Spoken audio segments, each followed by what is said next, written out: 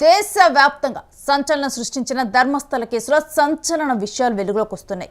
మాజీ పారిశుద్ధ కార్మికుడు ఇచ్చిన ఫిర్యాదు మేరకు ఈ కేసు విచారణలో భాగంగా తవ్వకాలు జరుపుతున్న సిట్టుకు ఇప్పటి వరకు 11 ప్రాంతాల్లో అనుమానాస్పద మానవ అవశేషాలు లభ్యమయ్యాయి. ఏడాదిన్నర నుంచి 2 ఏళ్ల కిందటిగా వీటిని భావిస్తున్నారు. అయితే ఈ మృతదేహం ఆనవాళ్లు ఇప్పుడు బయటపడ్డాయి. దాని ఒంటిపై చొక్కా ఉండటం, మెడకు ఉరివేసుకున్నట్లు తాడి ఉండటాన్ని సిట్ అధికారులు గుర్తించినట్లు సమాచారం. ఈ అవశేషాలు ఒక మగవారివి కావచ్చని ఫోరెన్సిక్ నిపుణులు ప్రాథమికంగా అంచనా వేశారు. పూర్తి నిర్ధారణ కోసం వాటిని ఫోరెన్సిక్ ల్యాబ్కు పంపించారు. దీనికి సంబంధించిన నిజాలను వెలుగులోకి తెచ్చేందుకు పూర్తి స్థాయిలో దర్యాప్తు చేస్తామని సిట్ అధికారులు చెబుతున్నారు. ఈ 10 ఏళ్ల కాలంలో ఈ ప్రాంతంలో చాలా మార్పులు సంభవించడం, భారీ వర్షం, మట్టి కొట్టుకుపోవటం ఇలాంటి పరిణామాలతో పారిశుద్ధ కార్మికుడు చెప్పిన మృతదేహాల ఖనన ప్రాంతాలను గుర్తించడం చాలా కష్టంగా మారుతుంది. ఈ కేసుల బాధితులు జీపీఆర్ టెక్నాలజీ వాడే అవకాశాన్ని పరిశీలించమని సిట్ను కోరుతూ ఉండటం ఆసక్తికరంగా మారింది. భారీ వర్షాల కారణంగా నేల జారటం, అవశేషాలను గుర్తించడం కష్టమవుతున్న నేపథ్యంలో గ్రౌండ్ పెనట్రేటింగ్ రాడార్ టెక్నాలజీని ఉపయోగించాలని న్యాయవాదులు డిమాండ్ చేస్తున్నారు. ఈ తరహా తవ్వకాల్లో ఎక్కువగా ఫోరెన్సిక్ నిపుణులు, ఆర్కియాలజీ వాళ్ళు ఈ సాంకేతికను వినియోగిస్తూ ఉంటారు.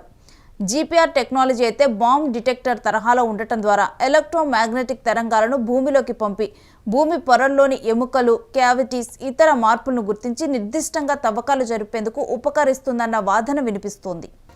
అయితే ఇదే కేసులో మరో ప్రత్యక్ష సాక్షి అయిన జయంత్ అనే వ్యక్తి కూడా సిట్కి వాంగ్మూలం ఇచ్చారు. తాను 15 సంవత్సరాల క్రితం 13 నుంచి 15 ఏళ్ల బాలిక మృతదేహాన్ని చూశారని, దాని గురించి పోలీసులకు చెప్పిన పోస్టుమార్టం నిర్వహించకుండానే ఖననం చేశారని, ఎఫ్ఐఆర్ కూడా నమోదు చేయలేదని ఆరోపించారు. తాను మరిన్ని ఖననాల గురించి ప్రత్యక్షంగా చూశారని, స్థానికులకు కూడా ఈ విషయాలు తెలుసని, అయితే భయం వల్ల ఎవరూ బయటకు రావటం లేదని ఆయన తెలిపారు. జయంత్ ఒక ఆర్టీఐ కార్యకర్త. ఆర్టీఐ ద్వారా పోలీసుల పనితీరుపై ప్రశ్నలు లేవనెత్తుతున్నాడు. తప్పిపోయిన వ్యక్తుల డేటాను తనకు అందించమని తాను గతంలో బెల్తంగడి పోలీస్ స్టేషన్ను అభ్యర్థించారని, కానీ పోలీసులు వింతైన సమాధానమిచ్చారని జయంత్ చెప్పారు. 2000 నుంచి 2015 మధ్యకాలంలో ధర్మస్థల, బెల్తంగడి, ఉజిరే పోలీస్ స్టేషన్లో నమోదైన అసాధారణ మరణాలకు సంబంధించిన రికార్డులు అదృశ్యమయ్యాయి.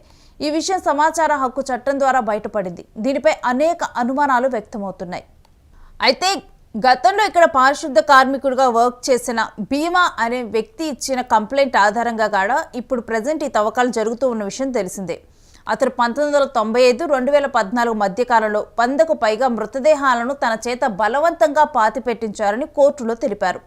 అందులో మహిళలు, యువతులు, బాలికలు ఉన్నారని, వారిలో కొందరు లైంగిక వేధింపులకు గురైన తర్వాత హత్య చేయబడినట్లుగా కూడా ఆయన ఆరోపించారు. దానికి సంబంధించిన ఆనవాళ్లను వాళ్ళ శరీరం మీద నేను చూశానని చెప్పి కూడా ఆయన చెప్పడం జరిగింది. తర్వాత దీన్ని సీరియస్గా తీసుకున్న కర్ణాటక సర్కార్ 4 ఐపీఎస్ అధికారుల నేతృత్వంలో ప్రత్యేక దర్యాప్తు బృందాన్ని ఏర్పాటు చేసింది. ఇప్పటి వరకు 11 ప్రాంతాల్లో తవ్వకాలు పూర్తయ్యాయి. ఇంకా కొన్ని ప్రాంతాల్లో తవ్వకాలు కొనసాగుతున్నాయి. అయితే ఈ కేసు దేశవ్యాప్తంగా సంచలనాన్ని సృష్టిస్తూ ఉంది. మరోవైపు ఇప్పటి వరకు చేసిన తవ్వకాల్లో మొదటి తవ్వకంలోనే మనందరికీ కూడా తెలుసు, ఒక ఎర్ర జాకెట్, అక్కడ అదేవిధంగా ఒక ఏటీఎం కార్డు, ఒక ఆర్టీఐ డాక్యుమెంట్ దొరకటం, ఆ ఆర్టీఐ డాక్యుమెంట్ ద్వారా ఆ వ్యక్తి ఎవరు అని గుర్తించటము, తను లక్ష్మి అనే మహిళ అని చెప్పి గుర్తించారు. ఆ తర్వాత మిగిలిన చోట్ల కూడా తవ్వకాలు జరిపారు. తవ్వకాలు జరిగినప్పుడు కొన్ని కళేబరాలు దొరుకుతున్నాయి, కానీ వాటిని ల్యాబ్ టెస్ట్లకు కూడా పంపించడం జరిగింది. కాకపోతే ఇప్పుడు చెబుతూ ఉన్నది ఏంటంటే, ఆ తర్వాత ధర్మస్థలి ప్రాంతం అనేది కూడా మనం చూస్తూ ఉన్నాము. అక్కడ నేత్రావతి నది ప్రవహిస్తూ ఉంటుంది, వర్షాలు ఎక్కువగా పడతాయి. సో నేల మీద ఏంటంటే పైనున్న మట్టి కొట్టుకుపోయి మరో కొత్త మట్టి వచ్చి పేరుకుపోతుంది.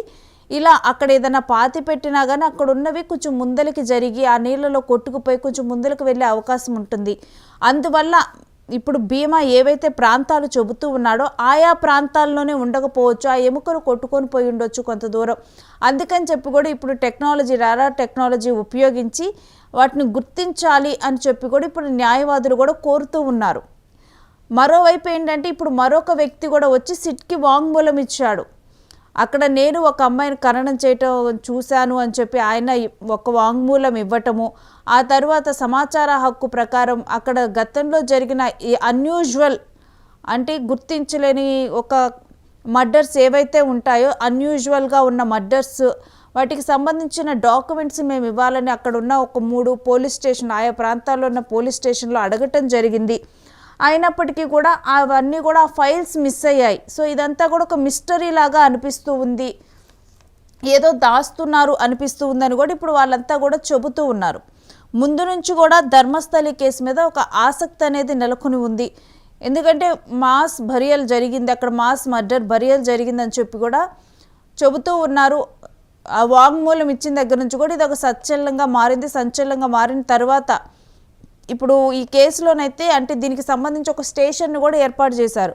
మీకు ఏమైనా కంప్లైంట్స్ ఉన్నా లేకపోతే ఈ కేసుకు సంబంధించి ఏమైనా తెలిసినా కానీ మీరు ముందరికి వచ్చి చెప్పాలి అని చెప్పి కూడా ఒక హెల్ప్ లైన్ నెంబర్ని వీటన్నిటిని కూడా, లేకపోతే అప్పుడు మిస్ అయ్యి కంప్లైంట్స్ ఇచ్చిన వాళ్ళు, లేకపోతే అప్పుడు ఆత్మహత్య అని చెప్పి కొన్ని సూసైడ్ అని చెప్పి క్లోజ్ చేసిన కేసెస్ కానీ, వాళ్ళ ఫ్యామిలీ మెంబర్స్కి ఏమైనా డౌట్స్ ఉన్నా కానీ వచ్చి చెప్పాలి అన్నట్లుగా కూడా ఒక హెల్ప్ లైన్ నెంబర్ని ఏర్పాటు చేయటం, ఈ కేసు దర్యాప్తు తొందరగా కొనసాగాలి అని చెప్పి కూడా ఏర్పాటు చేయటం జరిగింది.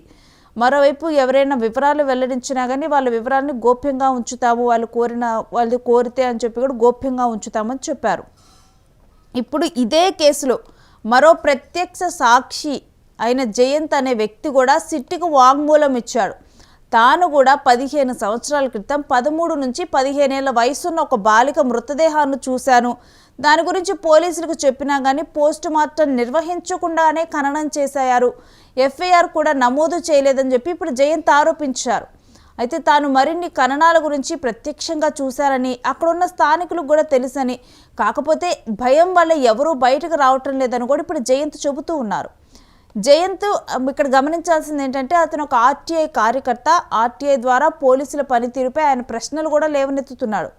తప్పిపోయిన వ్యక్తుల డేటాను తనకు అందించమని తన గతంలో బెల్తంగడి పోలీస్ స్టేషన్లో అభ్యర్థించారని, అయినప్పటికీ కూడా పోలీసులు అదేమీ ఇవ్వకుండా ఒక వింతైన సమాధానం చెప్పారు అని చెప్పి కూడా జయంత్ చెబుతూ ఉన్నాడు. 2000 సంవత్సరం నుంచి 2015 మధ్య కాలంలో ధర్మస్థలి, బేల్తంగడి, ఉజీరే పోలీస్ స్టేషన్లో నమోదైన అసాధారణ మరణాలకు సంబంధించి కూడా తన రికార్డులు అదృశ్యమయ్యాయని చెబుతున్నారు.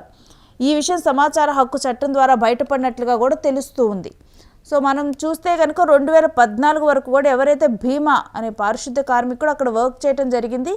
అక్కడ వర్క్ చేసిన తర్వాత ఏం చెప్పారంటే టెంపుల్ యాజమాన్యమే భీమాని, బయట నుంచి వస్తున్న ఇన్ఫర్మేషన్ ఏంటంటే టెంపుల్ యాజమాన్యమే భీమాను సస్పెండ్ చేసిన తర్వాత అక్కడ ఒక రెస్టారెంట్లో పనిచేసి ఆ తర్వాత 2014 నుంచి అతను కనిపించకుండా పోయాడు అని చెప్పి కూడా అక్కడ ఉన్న వాళ్ళు చెబుతూ ఉన్నారు.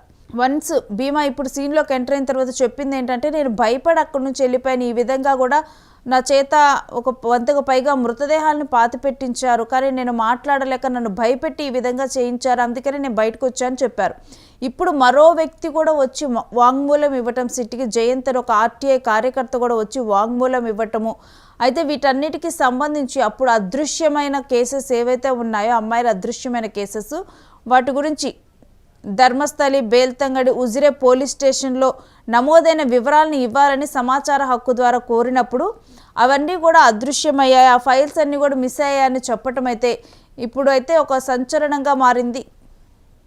అయితే ఇలా మిస్ అవ్వటం ఇప్పుడు పలు అనుమానాలకు కూడా తావునిస్తుంది. మరి ఈ కేసులో ఇంకా ముందు ఏం జరగనుంది అనేది కూడా ఒక ఉత్కంఠ, ఒక ఆసక్తి కొనసాగుతూ ఉంది. మరి ఏ విషయాలు బయటకు రానున్నాయి అనేది కూడా ఇప్పుడు సంచలనంగానే మారనుంది.